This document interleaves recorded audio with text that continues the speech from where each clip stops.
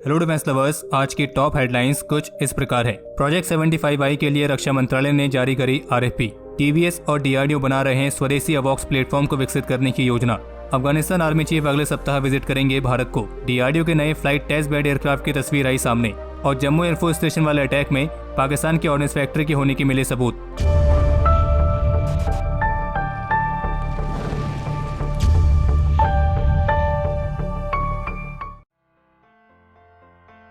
आज मंगलवार को भारतीय रक्षा मंत्रालय की तरफ से मेक इन इंडिया इनिशिएटिव को बढ़ावा देते हुए प्रोजेक्ट 75I के लिए रिक्वेस्ट फॉर प्रपोजल यानी कि RFP को जारी कर दिया गया है। और ये जो RFP है ये शॉर्टलिस्ट की गई Mazagon dock shipbuilders limited और लार्सन एंड टुब्रो जैसे स्ट्रेटेजिक पार्टनर्स के लिए जारी की गई है। जिन्हें नहीं पता है उन्हें बता दें कि इस प्रोजेक्ट 75I के तहत स्ट्रेटेजिक पार्टनरशिप मॉडल के माध्यम से भारत में AIP टेक्नोलॉजी वाली 6 कन्वेंशनल अटैक सबमरीन्स को बनाया जाना है। और प्रोजेक्ट 75I के टेंडर में इन सबमरीन्स को केवल स्वदेशी तौर पर बनाना ही शामिल नहीं है, बल्कि इसके साथ इसमें source support, engineering support package, training और स्पेयर पैकेज ये सब चीजें भी शामिल हैं। और इन कन्वेंशनल अटैक सबमरीन्स को एडवांस टॉर्पेडोज, मॉडर्न मिसाइल्स और अत्याधुनिक काउंटर मेजर सिस्टम से लैस किया जाएगा। और ये सबमरीन्स शॉर्टलिस्ट की गई इंडियन कंपनीज भारत में अपने फॉरेन ओरिजिनल इक्विपमेंट मैन्युफैक्चरर के साथ मिलकर बनाएंगी। और इस स्ट्रेटेजिक पार्टनरशिप मॉडल के तहत जो इसमें फॉरेन ओरिजिनल इक्विपमेंट मैन्युफैक्चरर शामिल होंगे वो एक तरीके से टेक्नोलॉजी पार्टनर होंगे, यानी कि उनके द्वारा ट्रांसफर की गई टेक्नोलॉजी के साथ ही इन सबमरीन्स को भारत में बनाया जाएगा।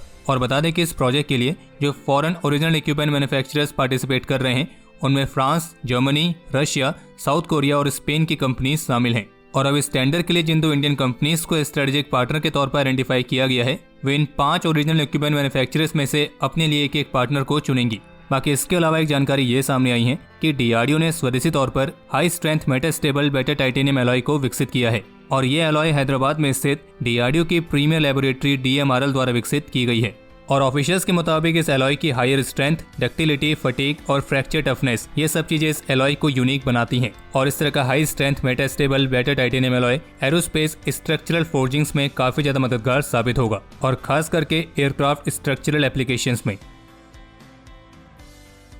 कुछ रिपोर्ट्स के मुताबिक तमिलनाडु डिफेंस कॉरिडोर में टीवीएस एंड सन्स के नेतृत्व में इंडस्ट्रीज का एक कंसोर्टियम एक खास तरह के स्पेशल पर्पस व्हीकल को विकसित करने की तैयारी कर रहा है, जिसका इस्तेमाल भारत के स्वदेशी अवॉक्स प्लेटफॉर्म को मैन्युफैक्चर करने के लिए किया जाएगा। और बताया जा रहा है कि टीवीएस और डीआरडीओ के बीच इस स्वदेशी अवॉक्स प्लेटफॉर्म को विकसित करने के लिए बातचीत भी चल रही है। हालांकि जो ये बातचीत है ये फिलहाल अभी शुरुआती चरण में ही है, लेकिन इस बातचीत में जो मेन डिस्कशन हो रहा है वो है एक मेड इन इंडिया SPV यानी कि स्पेशल पर्पस व्हीकल को विकसित करना, ताकि भारत को डिफेंस सेक्टर में और भी मजबूत बनाया जा सके। और अगर ये योजना रियलिटी बनती है तो फिर भारत दुनिया का वो 5वां देश होगा जिसके पास एक स्वदेशी अवॉक्स प्लेटफॉर्म को विकसित करने की कैपेबिलिटी होगी। और जबकि एक रिपोर्ट ये भी सामने आई है कि डीआरडीओ ने एयर इंडिया के एक पुराने एयरक्राफ्ट एयरबस A319 को खरीदा है, जिसे डीआरडीओ अपने अलग अलग एयरबोर्न प्रोग्राम्स के लिए फ्लाइंग टेस्ट बेड एयरक्राफ्ट के तौर पर इस्तेमाल करेगी। और इस एयरक्राफ्ट की पिक्चर भी इंटरनेट पर आपको देखने को मिल जाएगी, जिसके ऊपर आपको लिखा हुआ दिखाई देगा कि डीआरडीओ फ्लाइट टेस्ट बेड। और ऐसी भी संभावना है कि डीआरडीओ अपने इस टेस्ट बेड एयरक्राफ्ट को स्वदेशी तौर पर विकसित की गई उत्तम fire control radar, synthetic aperture radar और ऐसी अन्य सभी रडार प्रोग्राम की टेस्टिंग में इस्तेमाल करेगी। और वैसे आपको बता दें कि डीआरडीओ ने जो एयर इंडिया का एयरबस A319 एयरक्राफ्ट लिया है ये उस एयरबस A320 एयरक्राफ्ट फैमिली का हिस्सा है, जिन्हें इंडियन एयरफोर्स के लिए अवॉक्स एयरक्राफ्ट में कन्वर्ट करने के लिए मंजूरी दी गई थी। और डीआरडीओ एयर इंडिया के 6 A320 एयरक्राफ्ट को अवॉक्स एयरक्राफ्ट में कन्वर्ट करेगी। और इसलिए इस बात की भी संभावना है कि जो ये एक्स एयर इंडिया का एयरबस 319 डीआरडीओ ने टेस्ट बेड के तौर पर लिया है, हो सकता है कि इसे ही इंडियन एयरफोर्स के पहले अवॉक्स एयरक्राफ्ट में कन्वर्ट करने के लिए इस्तेमाल किया जाए। पिछले महीने जम्मू एयरफोर्स स्टेशन पर हुए ड्रोन अटैक पर आज मंगलवार को जम्मू कश्मीर के डीजीपी दिलबाग सिंह की तरफ से एक महत्वपूर्ण बयान देखने को मिला है, जिसमें उनका कहना था कि इस अटैक को लेकर चल रही इन्वेस्टिगेशन में कुछ ऐसी बातें सामने आई हैं जिससे ये मालूम पड़ता है कि इस हमले में नॉन स्टेट एक्टर्स को पाकिस्तान की ऑर्डिनेंस फैक्ट्री जैसे स्टेट एक्टर्स की तरफ से सपोर्ट दिया गया था। और उनका ये भी कहना था कि जांच में तो फिलहाल ये सजेस्ट किया गया है कि जिन ड्रोन्स का इस्तेमाल इस अटैक में किया गया था उनका फ्लाइट पाथ डायरेक्ट पाकिस्तान से था, यानी कि वे ड्रोन्स डायरेक्टली पाकिस्तान से एयरफील्ड पर आए थे। और जबकि जम्मू एयरफोर्स स्टेशन से अंतर्राष्ट्रीय सीमा की जो एरियल डिस्टेंस है वो करीब 14 किलोमीटर है। बाकी इन्वेस्टिगेशन में जो सबसे इंपॉर्टेंट बात पता चली है वो तो यही है कि जिस तरह के IEDs का इस्तेमाल इस हमले में किया गया था वे किसी वेल ऑर्गेनाइज ऑर्डिनेंस यूनिट द्वारा ही फैब्रिकेट किए गए थे। और चूंकि इन IEDs में मिलिट्री ग्रेड का एक्सप्लोजिव मटेरियल इस्तेमाल हुआ था तो ये इस बात की तरफ इशारा करता है कि इसमें निश्चित रूप से सीमा पार की गवर्नमेंट एजेंसीज शामिल हैं। बाकी इसके अलावा CNN न्यूज़ 18 की तरफ से एक रिपोर्ट जारी की गई है जिसमें इस बात का खुलासा किया गया है कि भारत की इंटेलिजेंस एजेंसीज को अब जम्मू कश्मीर में आईसिस के डायरेक्ट फुटप्रिंट देखने को मिले हैं, क्योंकि सोमवार को जम्मू कश्मीर से आईसिस के एक फाउंडिंग मेंबर और उसके 2 साथियों को गिरफ्तार किया गया था।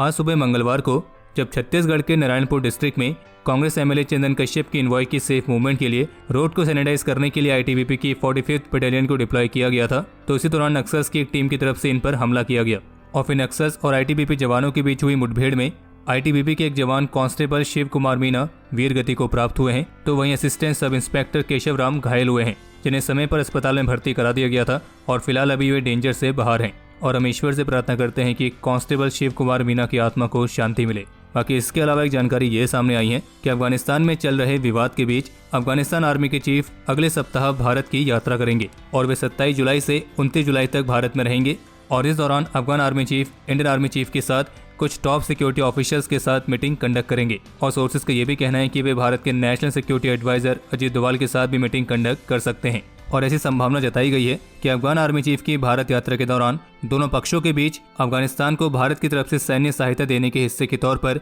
कुछ मिलिट्री प्लेटफॉर्म और इक्विपमेंट की सप्लाई को लेकर बात हो सकती है। और जबकि आने वाले कुछ सप्ताह में यूएस के secretary of state Anthony Blinken भी भारत को विजिट कर सकते हैं और उनकी इस विजिट के दौरान इंडो पैसिफिक रीजन से लेकर अफगानिस्तान जैसे इश्यूज पर बात की जा सकती है। 17 जुलाई को दिल्ली डिफेंस रिव्यू की तरफ से एक रिपोर्ट जारी की गई थी जिसमें उन्होंने एलएनटी की एक नई डीजल इलेक्ट्रिक मिजेट सबमरीन के बारे में बताया था और इस सबमरीन का नाम था एलएनटी SOV-400। अब जिन्हें नहीं पता है उन्हें बता दें कि मिजेट सबमरीन कम डिस्प्लेसमेंट वाली छोटी सबमरीन्स को कहा जाता है, जो कि आमतौर पर केवल 6 से 9 मिनिमम क्रू मेंबर्स के साथ ही ऑपरेट होती है और इस तरह की सबमरीन खास करके स्पेशल ऑपरेशंस में ज्यादा इस्तेमाल होती है। और एलएनटी द्वारा बनाए जाने वाली SOV-400 नाम की मिजेट सबमरीन का जो डिजाइन सामने आया है उसके मुताबिक इस सबमरीन को खास तौर पर स्पेशल फोर्सेस मिशंस के लिए ऑप्टिमाइज किया गया है। और सबसे महत्वपूर्ण बात, जो ये SOV-400 मिजेट सबमरीन है ये एलएनटी का एक प्राइवेट प्रोजेक्ट है। अब बाकी देखना यह है कि ये रियलिटी आखिर कब बनता है और दिल्ली डिफेंस रिव्यू की वेबसाइट पर जाकर आप एलएनटी की इस मिजेट सबमरीन वाली उनकी रिपोर्ट को डिटेल में पढ़ सकते हैं। बाकी इसके अलावा कल जो पाकिस्तान के इंटीरियर मिनिस्टर की तरफ से दावा किया गया था कि अफगान राजदूत की बेटी की किडनैपिंग के पीछे भारत की एजेंसी रॉ का हाथ है, तो पाकिस्तानी मिनिस्टर के इस दावे पर अफगानिस्तान के फॉरेन मिनिस्टर ने अपनी चिंता व्यक्त करते हुए ये कहा कि इस तरह के अनप्रोफेशनल रिमार्क्स बायलैटरल रिलेशंस को अफेक्ट कर सकते हैं। और उनका ये भी कहना था कि इस मामले की इन्वेस्टिगेशन अभी तक कंप्लीट नहीं हुई है और इसलिए इससे पहले इस तरह के प्री मैच्योर जजमेंट देना बायलैटरल रिलेशंस को बुरी तरीके से डैमेज कर सकता है। और अब इस मामले पर एक नया दावा भी किया गया है और जिसके मुताबिक पाकिस्तानी पुलिस की तरफ से अब ये कहा जा रहा है कि अफगान राजदूत की बेटी का कोई अपहरण हुआ था, इस तरह की उन्हें कोई भी सबूत नहीं मिले हैं। यानी कि पाकिस्तान पुलिस के मुताबिक कोई सबूत नहीं मिले हैं तो इसका मतलब अपहरण हुआ ही नहीं था और उन्होंने इस किडनैपिंग वाले एंगल को पूरी तरीके से ही हटा दिया है। मतलब इनका लॉजिक कुछ ऐसा है कि नो एविडेंस तो नो किडनैपिंग। और कल तक पाकिस्तान के जो इंटीरियर मिनिस्टर ये दावा कर रहे थे कि इस किडनैपिंग के पीछे भारत की एजेंसी रॉ है, वही मिनिस्टर आज मंगलवार को पाकिस्तान पुलिस के दावे को दोहराते हुए ये कहे कि अफगान राजदूत की बेटी का अपहरण नहीं हुआ था और उन्होंने इस मामले में आगे आकर एक संयुक्त जांच की मांग की है। और ये सब देखकर ऐसा लग रहा है कि इनके वहाँ स्पीड की लाइट से चलने वाली ट्रेन ही नहीं बल्कि अब इनका दिमाग भी स्पीड की लाइट से चलने लगा है। और वो जो अगली ट्रेन बना रहे हैं वो शायद 2 घंटे में पहुंचा दें, क्योंकि वो स्पीड की लाइट से भी ज्यादा तेज अगली ट्रेन डेवलप हो रही हैं। कल के जो हमारे टॉप 3 कमेंट्स हैं वो कुछ इस प्रकार है।